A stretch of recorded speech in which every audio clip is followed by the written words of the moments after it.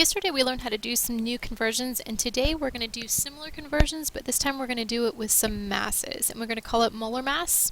So this is the mass of 1 mole of an element or compound.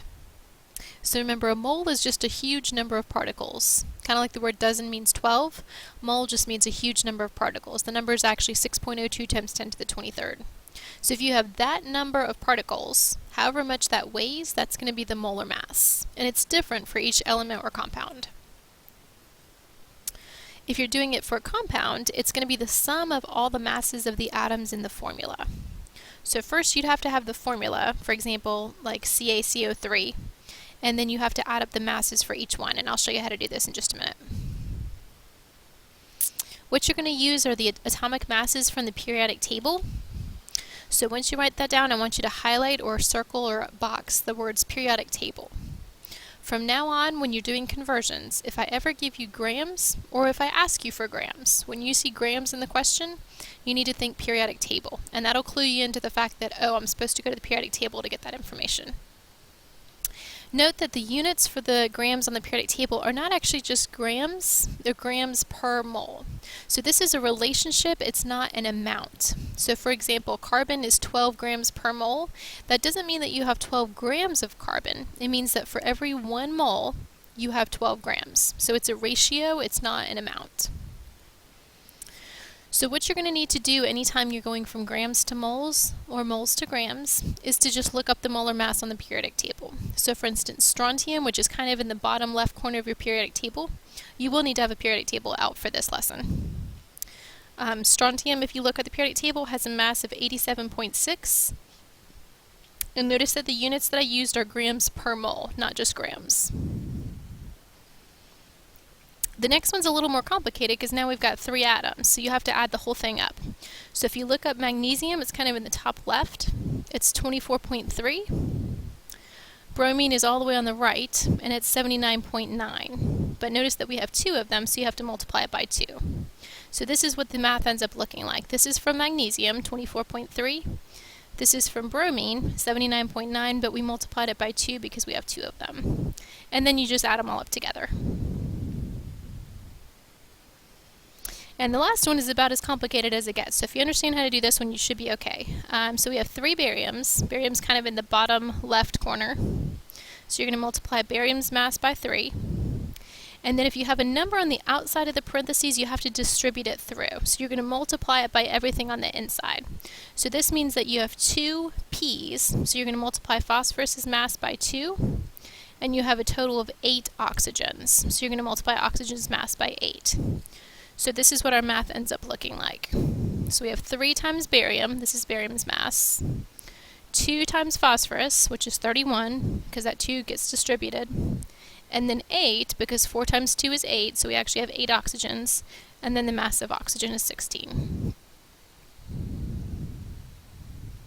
So now let's look and see how to use this for actual conversions. This is your new conversion factor, is that 1 mole is equal to however many grams from the periodic table. So you have grams per mole.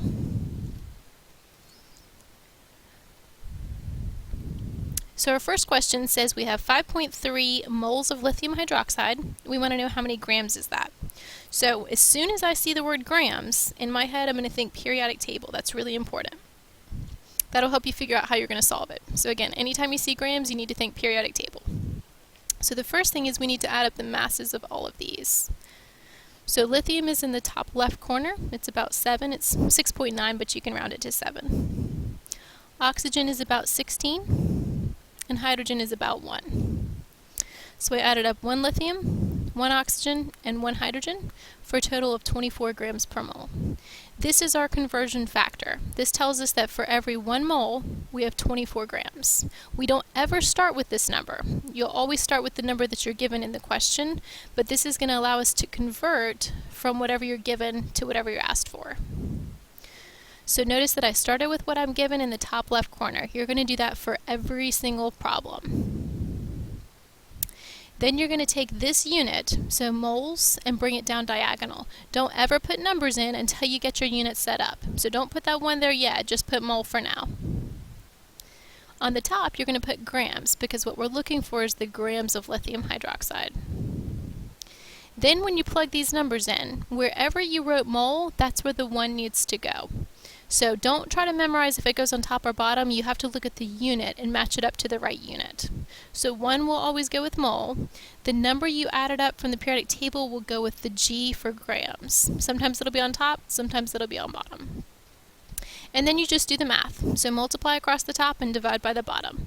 So 5.3 times 24 divided by 1.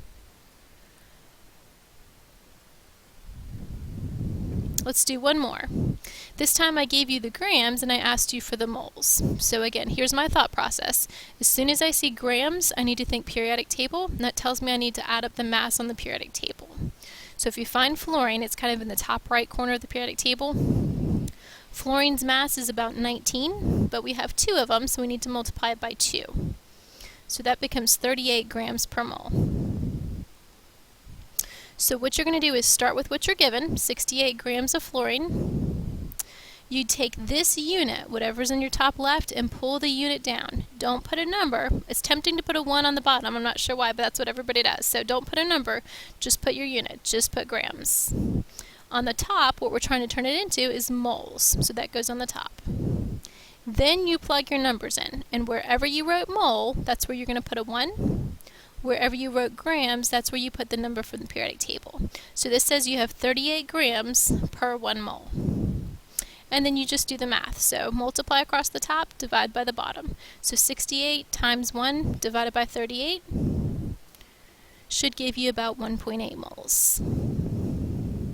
Notice that grams cancels because we have it on the top and the bottom. And that's actually all for today. So if you want to take a look at worksheet number 3, worksheet number 3 matches up with this, and just check your answers as you go. And that's it.